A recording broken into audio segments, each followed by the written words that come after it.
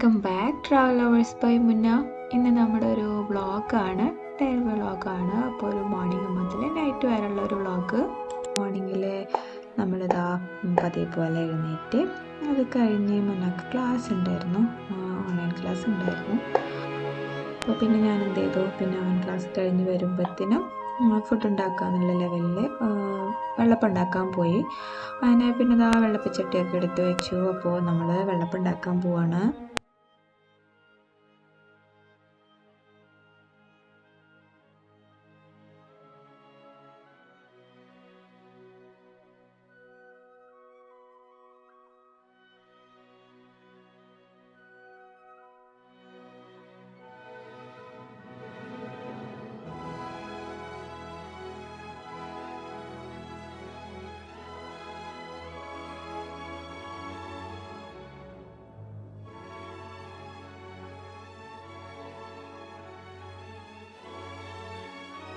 കഴിയുമ്പോഴത്തേനും മുന്നേ ക്ലാസ്സൊക്കെ കഴിഞ്ഞു. മുന്നേ വന്നതിന് ശേഷം മുന്നേ ഞാനും കൂടി ഇരുന്നിട്ട് ബ്രേക്ക്ഫാസ്റ്റൊക്കെ കഴിച്ചു കേട്ടോ. പിന്നെ നമുക്ക് കുറച്ച് ക്ലീനിങ് പരിപാടിയും കാര്യങ്ങളൊക്കെ ഉണ്ടായിരുന്നു. അപ്പോൾ പിന്നെ സോഫയുടെ കുറച്ച് കുഷ്യൻസും കാര്യങ്ങളൊക്കെ ഒന്ന് എടുത്തിട്ട് അതൊന്ന് കഴുകിയൊക്കെ ഒന്ന് വൃത്തിയാക്കാൻ വേണ്ടിയിട്ടായിരുന്നു. ഇപ്പോൾ കാറ്റുകാലമായതുകൊണ്ട് ഭയങ്കര പൊടിയും അതേപോലെ നല്ല പൊടി കണ്ട് കയറുന്നുണ്ട്. അപ്പോൾ പിന്നെ ഇതൊക്കെ ഒന്ന് എടുത്തിട്ട് കഴുകാമെന്നുള്ളതിൽ അപ്പോൾ അതൊക്കെ ഒന്നെല്ലാതും ക്ലീൻ ചെയ്യാൻ വേണ്ടിയിട്ടാണ്.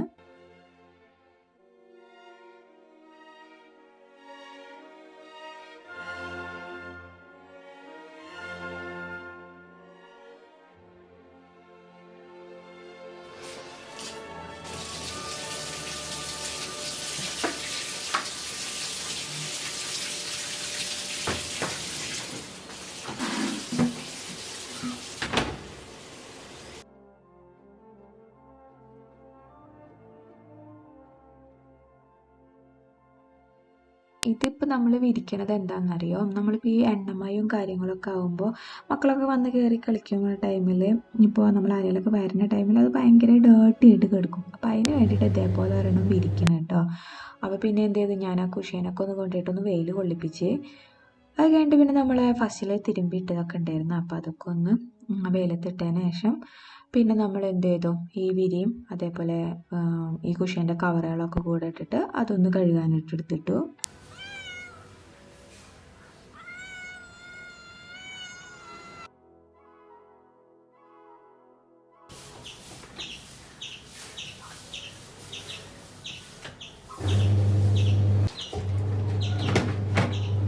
അങ്ങനെ അത് കഴിയൊക്കെ റെഡി ആവണതിൻ്റെ ഉള്ളിൽ ഉമ്മ അരി പൊടിപ്പിച്ചിട്ടുണ്ടായിരുന്നു. അപ്പോൾ ഉമ്മ ഇപ്രാവശ്യം വറുക്കുക ചെയ്തത്. അപ്പോൾ ഉമ്മ അവിടെ ഇരുന്ന് വറുക്കുന്നുണ്ട്. അപ്പോൾ നമുക്കൊരു റെസിപ്പി ഉണ്ടാക്കിയാലോ, ആ പച്ച അരിപ്പൊടി കൊണ്ട്, വറുക്കാത്ത അരിപ്പൊടി കൊണ്ട് നമുക്ക് റെസിപ്പി ഉണ്ടാക്കാൻ വേണ്ടിയിട്ട് ഈ ഒരു ഇൻഗ്രീഡിയൻസ് കുറച്ച് നമുക്ക് വെള്ളത്തിൽ ഇട്ടിട്ട് ഒന്ന് കുതിർത്ത് വെക്കണം കേട്ടോ. ഇത് സംഭവം ഞാൻ എന്താണെന്ന് പറഞ്ഞുതരാം, നിങ്ങൾക്ക് എല്ലാവർക്കും കണ്ടപ്പോൾ മനസ്സിലായിട്ടുണ്ടാവും എന്താണെന്നുള്ളത്. അപ്പോൾ നമ്മുടെ റെസിപ്പി ഉണ്ടാക്കാൻ ഇനി മധുരത്തിന് ആവശ്യമുള്ള ബെല്ലമുണ്ട്. അപ്പോൾ ആ ബെല്ലം ഒന്ന് നമുക്ക് മെൽറ്റാക്കി എടുക്കണം. അപ്പോൾ കുറച്ച് ബെല്ലം, മധുരത്തിന് ആവശ്യമുള്ള ഒരു ബെല്ലം കുറച്ച് വെള്ളമൊക്കെ ഒഴിച്ചിട്ട് നമുക്കതൊന്ന് മെൽറ്റാക്കി എടുക്കാം. പിന്നെ അതിലേക്ക് ആവശ്യമുള്ളത് നമ്മൾ ആ നേരത്തെ കുതിർത്ത് വെച്ച ആ ഒരു സംഭവം ഉണ്ടല്ലോ, അതൊന്ന് നല്ല പേസ്റ്റ് പോലെ നമുക്ക് അരച്ചെടുത്തിട്ട് വരണം. കുറച്ച് വെള്ളം ഒഴിച്ചിട്ട് നല്ല പോലെ അതൊന്ന് പേസ്റ്റ് ആക്കിയിട്ട് കൊണ്ടുവരണം കേട്ടോ. പിന്നെ അതിലേക്ക് വേണ്ടത് നമുക്ക് തേങ്ങയും കുറച്ച് ചുവന്നുള്ളിയും അതേപോലെ ജീരകപ്പൊടിയാണ്. ഞാൻ ജീരകം പൊടിച്ച് വെക്കുകയാണ് ഇവിടെ ചെയ്യാറുമ്മ. അപ്പോൾ അതുകൊണ്ട് ജീരകപ്പൊടി എടുത്ത് നമുക്കൊരു 2-3 ഇതേപോലെ പാത്രം നമുക്ക് നല്ല വറുക്കാത്ത അരിപ്പൊടി എടുത്ത് അതിലേക്ക് ഒരു 2-3 ടേബിൾ സ്പൂണ് മൈദ ആഡ് ചെയ്യണം കേട്ടോ. ഈ ഒരു റെസിപ്പിക്ക് സോഫ്റ്റ് വരാൻ വേണ്ടിയിട്ടാണ്.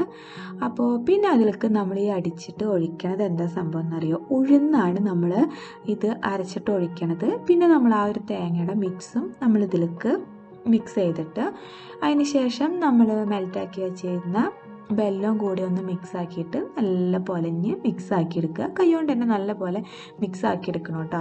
കാരണം സ്പൂൺ കൊണ്ടൊക്കെ ആക്കാൻ വന്നു കഴിഞ്ഞാൽ അതിൽ കട്ട് കുത്തും. അപ്പോൾ കൈ കൊണ്ട് തന്നെ നല്ല മിക്സ് ആക്കി എടുക്കണം. ഇത് നമ്മൾ ഉണ്ടാക്കാൻ പോകുന്നത് നെയ്യപ്പമാണ്. ഈ ഒരു പരിഭവമാവണ വരെ വെള്ളമൊഴിച്ച് നമ്മൾ സെറ്റാക്കി എടുക്കണം. ഇതിൽ നമ്മൾ ബേക്കിംഗ് പൗഡറോ ബേക്കിംഗ് സോഡയോ പഴമോ ഒന്നും ചേർക്കാണ്ടാണ് നമ്മൾ ഈ ഒരു നെയ്യപ്പം ഉണ്ടാക്കുന്നത് കേട്ടോ.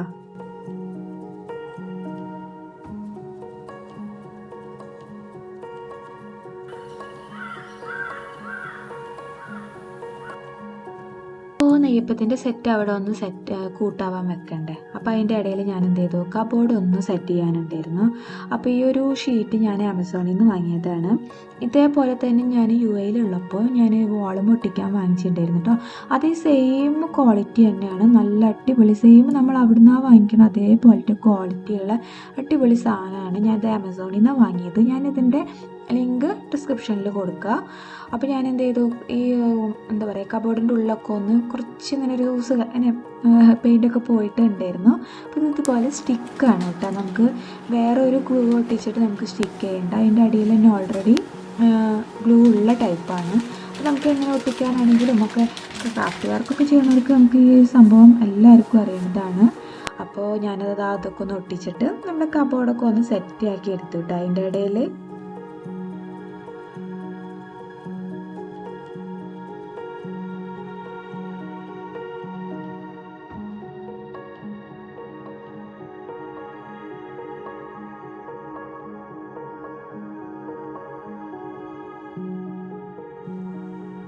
പണിയൊക്കെ കഴിഞ്ഞ് വരുമ്പോഴത്തേനും ഒരു 2-3 മണിക്കൂറൊക്കെ ആയിട്ടാ നമ്മുടെ ആ ഒരു നെയ്യപ്പത്തിൻ്റെ കൂട്ടെടുത്ത് വെച്ചിട്ട് പിന്നെ ഈ നെയ്യപ്പം നമ്മൾ ഉണ്ടാക്കുകയാണ്. നിങ്ങൾ നോക്കിക്കോ, ഈ നെയ്യപ്പം അടിപൊളിയായിട്ട് പൊന്തി വരും കേട്ടോ. നമ്മളിതിൽ ഒരു ബേക്കിംഗ് സോഡയോ അല്ലെങ്കിൽ ബേക്കിംഗ് പൗഡറോ ഈസ്റ്റോ ഒന്നും നമ്മൾ യൂസ് ചെയ്തിട്ടില്ല.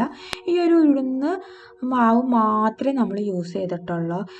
ടേസ്റ്റ് ആണെങ്കിൽ സെയിം നമ്മുടെ ആ ഒരു പഴമില്ല എന്ന് വിചാരിച്ചിട്ട് നെയ്യപ്പത്തിൻ്റെ ടേസ്റ്റ് ഇല്ലായെങ്കിൽ ഒന്നുമില്ല കേട്ടോ. എന്തായാലും ഒന്ന് ട്രൈ ചെയ്ത് നോക്കി നോക്ക്. ചിലരൊക്കെ പെട്ടെന്ന് പൊന്തി വരാൻ വേണ്ടിയിട്ട് എന്താ പറയുക ബേക്കിംഗ് പൗഡർ ബേക്കിംഗ് സോഡ ഒക്കെ യൂസ് ചെയ്യുന്നുണ്ട്. പക്ഷേ അതിൻ്റെ ഒന്നും ആവശ്യമില്ല. ഇതൊന്ന് യൂസ് ചെയ്ത് നോക്കി നോക്കും. ഇപ്പോൾ പഴമില്ലെങ്കിലും നമുക്ക് ഈ നെയ്യപ്പം അടിപൊളിയായിട്ട് ഉണ്ടാക്കിയെടുക്കാൻ പറ്റും. ഇപ്പോൾ ഇതാ നമ്മൾ ഈവനിങ്ങിൻ്റെ ടൈമായിരുന്നു. അപ്പോൾ നെയ്യപ്പം കഴിക്കാനൊക്കെ വേണ്ടി എല്ലാവരും ഇരുന്നിട്ട് അത് നോക്കും. ഞാനത് പൊളിച്ച് വരുമ്പോൾ അതിൻ്റെ ഉള്ളിൽ കറക്റ്റ് നല്ല അറായിട്ട് നമുക്ക് കിട്ടിയിട്ടുമുണ്ട് കേട്ടോ. അടിപൊളിയിൽ നല്ല വെന്ത് നമുക്ക് ആ നെയ്യപ്പം കിട്ടിയിട്ടുണ്ട്. എല്ലാവരും ഈ റെസിപ്പി ഒന്ന് ട്രൈ ചെയ്ത് നോക്കി നോക്കുക കേട്ടോ. അപ്പോൾ പഴമില്ലെങ്കിലും അതേപോലെ ബേക്കിംഗ് സോഡയും ബേക്കിംഗ് പൗഡറും ഒന്നും യൂസ് ചെയ്യാണ്ട് തന്നെ നമുക്ക് നെയ്യപ്പം ഉണ്ടാക്കിയെടുക്കാം.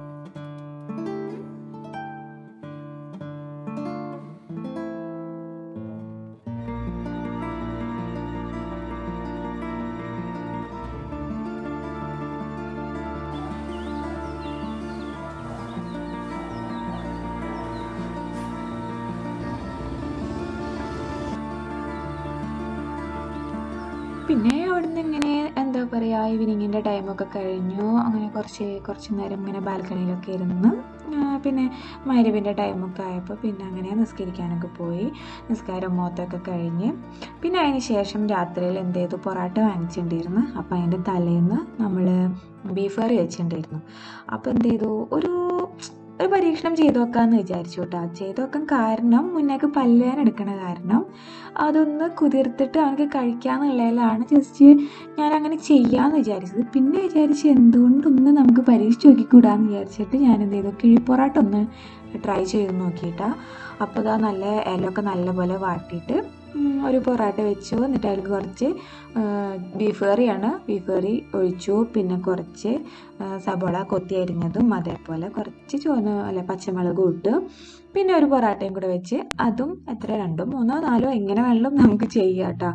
അപ്പോൾ പിന്നെ അങ്ങനെ ചെയ്തിട്ട് ഇതൊന്ന് ട്രൈ ചെയ്ത് നോക്കുക കേട്ടോ. കാരണം ഞാൻ പുറത്തുനിന്നൊക്കെ ഇത് സംഭവം പറയുമ്പോഴൊന്നും ഞാൻ അങ്ങനെ വാങ്ങിച്ചിരുന്നില്ല. എന്തപ്പോൾ ഇത് നമുക്ക് ഈ പൊറോട്ട അത്ര ഒരു തോന്നിയിരുന്നില്ല. പക്ഷേ സംഭവം ഉണ്ടാക്കി നോക്കിയപ്പോൾ നല്ല ടേസ്റ്റും ഉണ്ട്. കാരണം നമുക്ക് ആ ഒരു വാഴ ഇലയുടെ ഒരു മണവും ആ ഒരു രുചിയും സംഭവങ്ങളൊക്കെ നമുക്ക് എടുക്കുന്നുണ്ട്.